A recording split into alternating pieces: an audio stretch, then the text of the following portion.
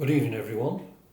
I'm going to do a talk now called Divya Dhvani, the Divine Sound. Hope you enjoy. First, I'll light the candle of harmony.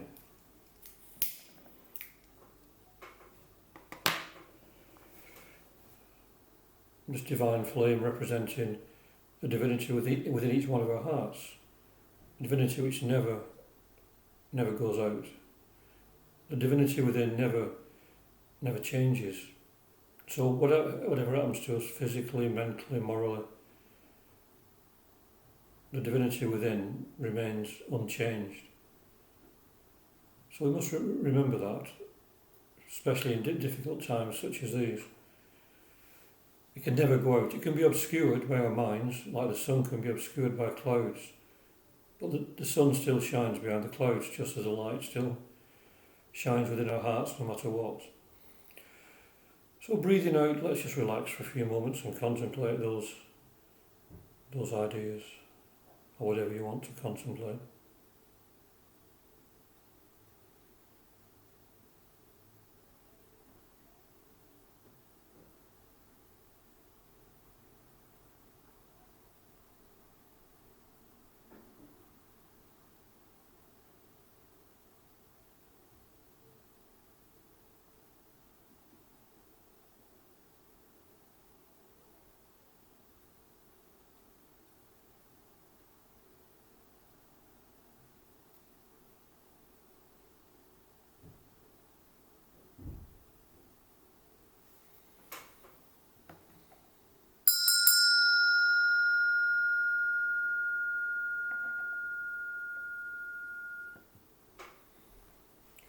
So, Divya Dhvani, the Divine Sound. The idea from this talk comes from something I read some time ago concerning the Jain sage Mahavira, who was the 24th Tirthankara or fort builder of the Jain religion, living in the 5th century BC. He did not teach using words, but his whole being gave off this Divya Dhvani or divine sound, which at first only the gods could understand. But 66 days later, a Brahmin came along who was enlightened by the very presence of Mahavira, and soon the Brahmin's 2 brothers and 8 others joined him, and these 11 wrote down what the divine sound conveyed to them.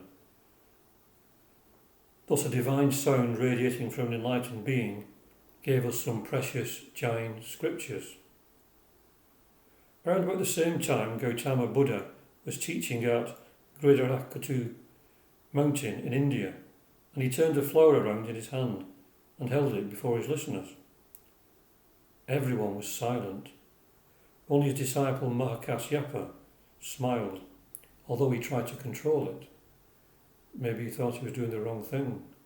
But the Gautama Buddha said, "I have the eye of the true teaching, the heart of nirvana, the true aspect of no form, and the ineffable stride of Dharma. It is not expressed by words, but especially transmitted beyond teaching. Thus this teaching I have given to Mahakasyapa." So I'm sure that what was said of the above teachers can also be applied to those who founded other spiritual movements, including the Theosophical movement, as it stands today, namely the Theosophical Masters and H.P. Blavatsky. HPB.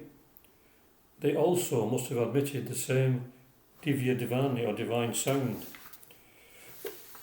which only those fitted could or can hear. We can be sure that this sound still resides in their writings, but we have to live the life and have the right motives to enable us to attune ourselves to it. It is the hidden wisdom of Theosophy that we've been discussing in all these talks I've been giving recently. But more of that shortly. First, let's explore the concept of living the life. And this consists of following the path of genuine spirituality, which few people will ever understand. That is why The Voice of the Silence by H.P. Blavatsky was and is dedicated to the few. As long as mankind follows the will-o'-the-wisps of materialistic thought, psychism and dogmatism, it will never fathom the true mysteries of life. and so long as it regards theosophy as just another mental acquisition, the true gateway to a deeper understanding will remain closed. This Divya Dhvani can be equated to the voice of the silence, mentioned by HPB, or Nada, the soundless sound, or Kuan Yin, the divine voice of compassion. It is also Vach, which is usually thought of as speech, but refers to sound in general. Sound in yogic teaching is divided into 4 levels, from the inaudible transcendental to vocalized sound, which needs to be dissolved in reverse order to realize the supreme reality beyond all sound. The only saviour, then, that man can have is to hear this harmonious sound in his or her heart of hearts. Let us dwell for a moment on this soundless sound as it manifests in the idea of Kuan Yin. Kuan Yin is the female version of Avalokiteshvara, the Tibetan god of compassion. She is a very endearing character, and paintings and statues of her are very beautiful and inspiring.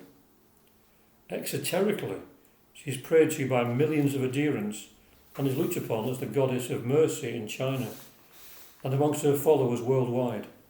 Indeed, these prayers seem to be most efficacious, and certainly, as I have found, some power resides in her very name and presence. The exoteric interpretation of her apparent assistance may differ with what her followers believe, though. But it is real enough to them. Maybe it's their own higher self that takes this form to help them. The Kuan Yin Sutra is well worth reading in this context. There is also a wonderful section in the Lotus Sutra, a chapter entitled Regarder of the Cries of the World, which uses the same words concerning her male counterpart, Avalokiteshvara. The Lotus Sutra is one of my favourite scriptures. I've read it many times. A few lines from the Kuan Yin Sutra run thus: the wondrous voice of Kuan Yin, the Brahma voice, the voice of the sweeping tide, surpassing the sounds of the world, is to be held firmly in the mind, accompanied by even the shadow of doubt. For one who is pure, Kuan Yin, in every pain, suffering and even death, can be a centre of reliance. Esoterically, we find in the secret doctrine that Kuan Yin Jian means the melodious heaven of sound. A lovely phrase, and is the abode of Kuan Yin, who is the voice of our higher self. In the above quote, it is said that her voice surpasses the sounds of the world, but it is still saturated with compassion, or the harmony that lies at the heart of the universe. In the Theosophical Glossary, under the heading of Kamadeva, we hear of the true meaning of the word Kama, which we usually associate with desire, and that's Kama, K-A-M-A, not Karma, K-A-R-M-A, as in the Kama Sutra, etc. It is said that Kama is the first conscious, all-embracing desire for universal good, love, and for all that lives and feels, needs help and kindness. The first feeling of infinite tender compassion and mercy that arose in the consciousness of the creative one force as soon as it came into life and being as a ray from the Absolute. This is the harmony that pervades our being and can be felt when looking at the superb vistas of nature, or listening to uplifting music, or admiring great works of art, or reading fine literature, or even deeper when meditating upon spiritual themes or pondering over spiritual scriptures. But it finds its true level in thoughts and acts that are altruistic, that break down any illusions of separateness that cause most of the misunderstanding and suffering in the world. Love is the way this harmonious, soundless sound manifests in our hearts and minds.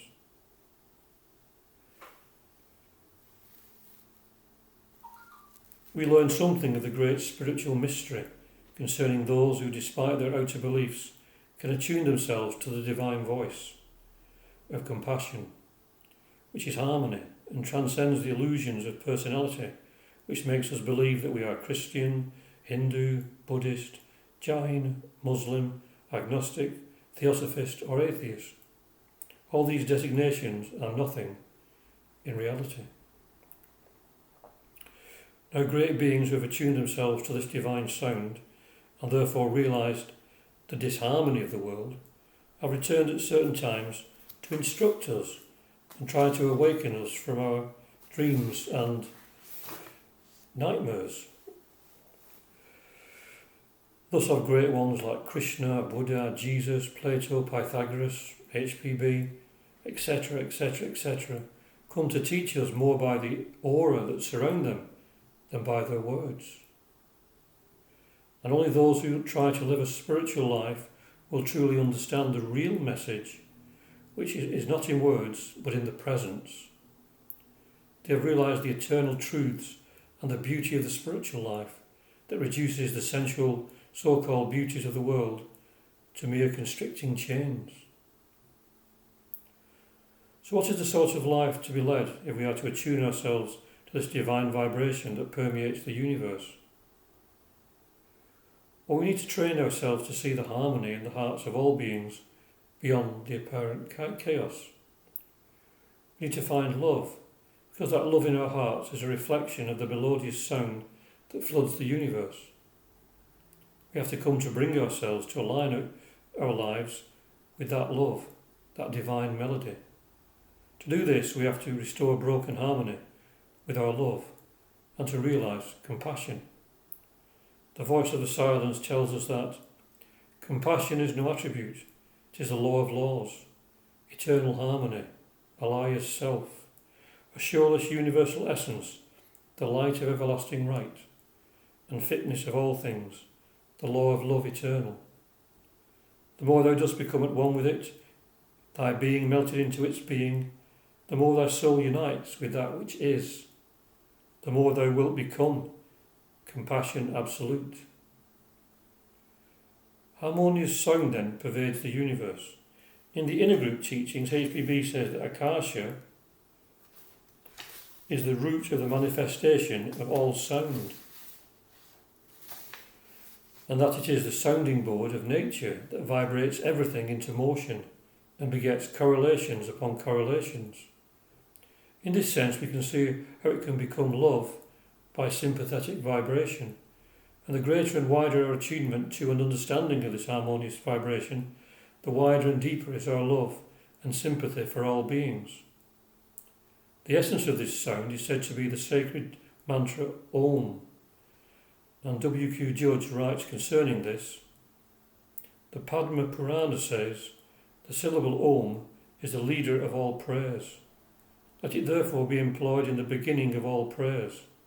And Manu, in his law, ordains, a Brahman at the beginning and end of a lesson on the Vedas must always pronounce the syllable Om. For unless Om proceed, his learning will slip away from him. And unless it follows, nothing will be long retained. The celebrated Hindu Raja Rammohun Roy, in a treatise on this letter, says, Om, when considered as one letter, uttered by the help of one articulation, is a symbol of the Supreme Spirit. One letter, Om, is the emblem of the Most High, the Most High. And that's from Manu 11:83. But when considered as a triliteral word, consisting of A-U-M, Om, it implies the three Vedas, the three states of human nature, the three divisions of the universe, and the three deities, Brahma, Vishnu and Shiva, agents in the creation, preservation and destruction of this world. Or properly speaking, the three principal attributes of the Supreme Being, personified in those three deities. In this sense it implies, in fact, the universe controlled by the Supreme Spirit. The universe controlled by the Supreme Spirit.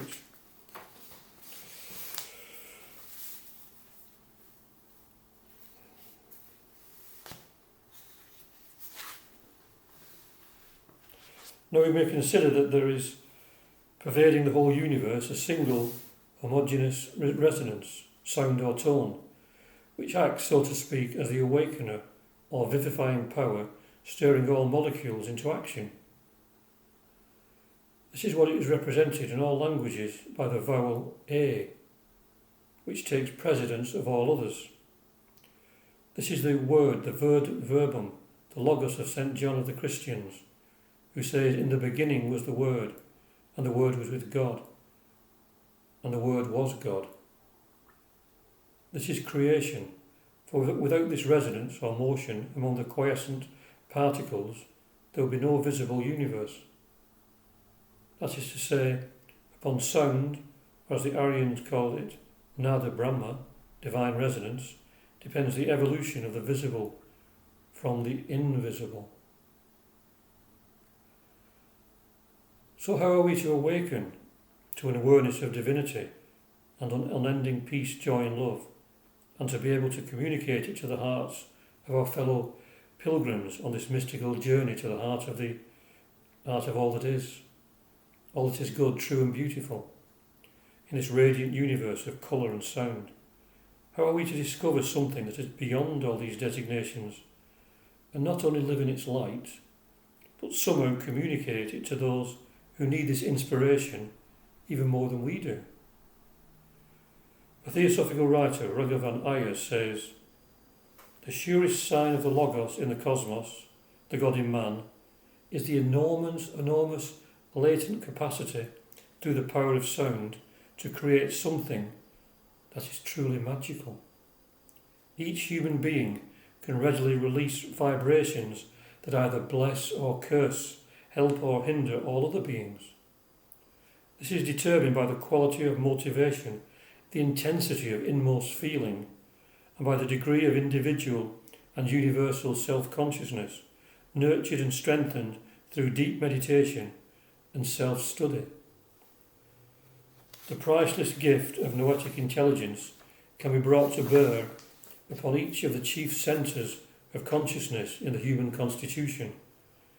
Individuals who cherish this privilege enough to conduct a series of experiments with truth in daily living will assuredly gain a greater awareness of the dignity of being human.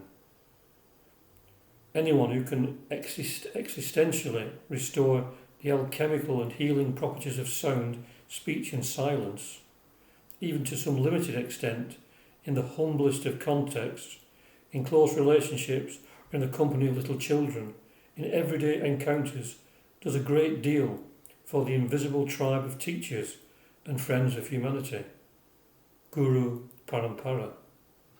These enlightened exemplars, by their ceaseless contemplation and timely guidance, silently benefit all beings by quickening any spark of authentic aspiration in human souls into the bright flame that could help others to see. He also says, by making such noetic connections between points in consciousness, it is certainly possible to initiate a current in which one can stay continuously. This can eventually generate a golden line of life's meditation upon the Aum, the soundless sound, the Agathon, the ineffable good, and Sarvodaya, universal welfare. The poets have praised this sound for millenniums. Rumi, the Sufi poet, says, "Seek the sound that never ceases, the sun that never sets." Seek the sound that never ceases, the sun that never sets. Guru Nanak, the inspiration for the Sikh religion, says, "The sound is inside us, it is invisible. Wherever I look, I find it." The sound is inside us, it is invisible. Wherever I look, I find it.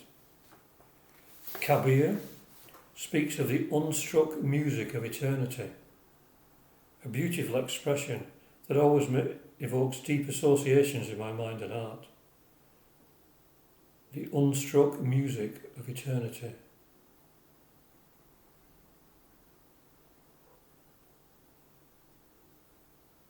Unstruck music of eternity. So modern society gives out disharmonious vibrations and is stifling to the emergence of the true man or woman, who are struggling to assert themselves despite the soul-killing pace and ideals of so-called civilization. I remember Mahatma Gandhi giving a reply when asked what he thought of Western civilization. "I think it would be a good idea," he said. "Only a spiritual civilization will survive in the long run. A materialistic one is all but dead in the eyes of the spirit. But as only the highest and purest essence of a man survives, so only the highest and purest essence of a civilization survives the test of time." William Quan Judge stated that all great so-called natural disasters of the world, earthquakes, floods, epidemics, etc., all originated in the mind of man, by the discordant vibrations set up by undisciplined thought, angry thoughts, lustful thoughts, etc., etc. Music, art and poetry reflects this discord in the mind of humanity. The spiritual visions of the great artists, poets, writers and musicians of the past are being replaced by a so-called realism that is in fact just the reverse. Realism is the understanding of the spiritual values in man, not a depressing representation of the rotting corpse of society. The media run by materialistic people reinforces the darker images that reside in the astral light. Children grow up believing that the real person consists of the mass of clichés and banal images portrayed on TV, films, and through the medium of destructive sounds, often wrongly called music. The true music is within and best heard in silence. Certain musicians, modern and ancient, have attempted to express the Divya Dhvani, of which I have been talking, with various degrees of success. But no attempt can begin to compare with that harmonious sound of silence that can be heard perpetually within oneself, if only we can become aware of it. This is why it is of utmost importance that we get back to the original pure pristine sound that is at the back of everything. A golden age can only come about if we want it to, if we are willing to set the wheels in motion to bring about the right conditions, if we are willing and able to produce within our hearts that ambience that will inspire our fellow seekers to go about discovering the real meaning of forming the nucleus of a universal brotherhood of humanity, regardless of race, creed, sex, caste or colour. And this consists in living the life in reality. HPB wrote, "Some of you may indulge in the thoughts that it is useless for me to be teaching you to be goody-goody instead of going on with my instructions and giving you explanations about that occult jumble of colour and sound and their respective relation to the human principles, as some have already complained. But I say again, if you are ignorant of the real occult value of even trite truths, as are contained in my grandmother's sermon, how can you hope to understand the science which you are studying? Therefore we need to understand that the truth can only be understood if we put ourselves en rapport with our fellow creatures in the ocean of life, and do what we can to remove the great dire heresy of separateness that weans us from the rest. So we all have a great desire for light and love. There is also a terrible force opposing that desire, which is the force of the age of Kali or darkness, that seems to irresistibly draw us into those lines of thought and action that cause so much pain to ourselves and to those that karma has gathered around us.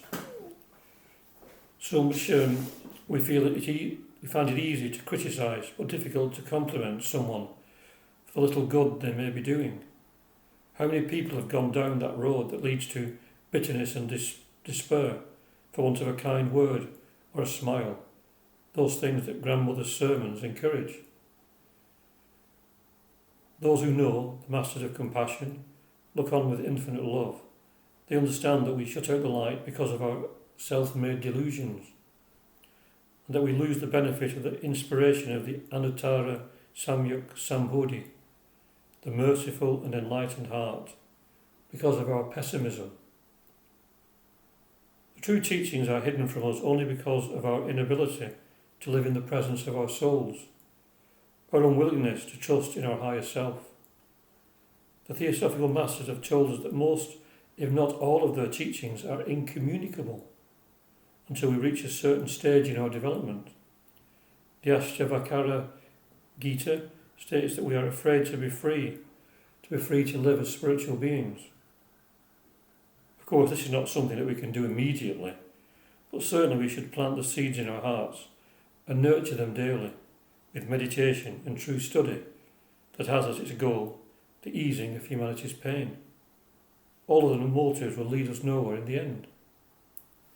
It is important to understand that the Theosophical movement in general was started by a brotherhood of bodhisattvas who had the welfare of humanity at heart when they initiated the impulse, and they wanted people who had the same motivations to join them and to do what they could at their own level to help on that process. So that an artist would dedicate his or her work to humanity, a musician with his music, a scientist the fruits of their studies and meditations, and the ordinary man in the street would dedicate their day-to-day activities. So we have to listen deeply for the song of life in the hearts of others, to strive to find the beauty and goodness in life. Try to sense the golden age which is all around us. As the writer A.E. George William Russell constantly reminded us, it is closer than our very breath, and we are only separated by a thin veil from a world of love and light. The voice of the silence informs us that all of nature emits a keynote, and it is equated with the middle F on a piano. That is the keynote to everything, the real hidden secret that isn't really hidden at all. The fact that we just need to become natural, not full of ideas and dogmas and images, just part of nature. Attune ourselves to nature's sound, as the voice of the silence also instructs us to be able to hear the voice of nada, the soundless sound, or the soundless voice. We need to learn the nature of dharana, which is to be able to concentrate internally and abstract ourselves from everything pertaining to the external world, and not to be swayed by externals, to be balanced in all events, good and bad, to regard everything that happens to us as just what is meant to happen, and not to be dissatisfied with our lot in life. If our motive is to help our fellow creatures, then everything is useful towards that end, especially any suffering that may come our way. We must maintain optimism in all situations. The Light on the Path by Mabel Collins says that nature's sound takes the form of a song. We are all here radiating behind the apparent chaos, sounds that are harmonious and touch the hearts of all around us. This is the soul communication that goes on constantly, but which we shut out. We shut our inner ears to it. We need to learn to listen with the heart and to thereby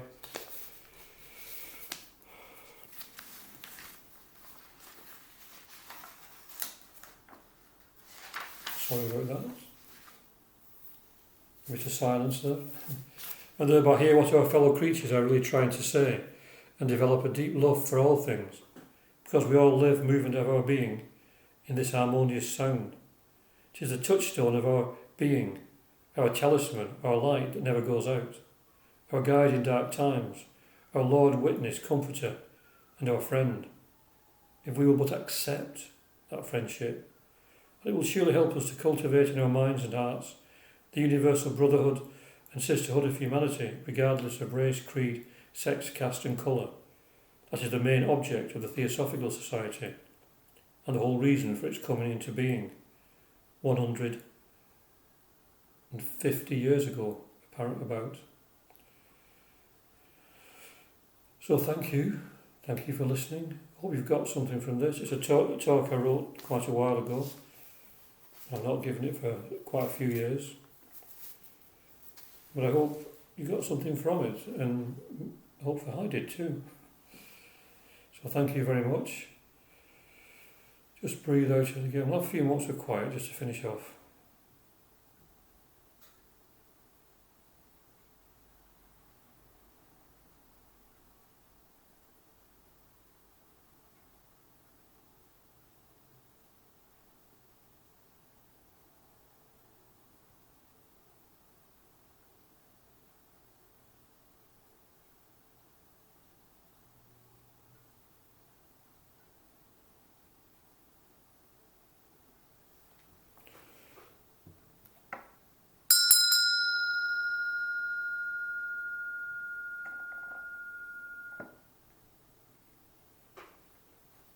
Thank you once again.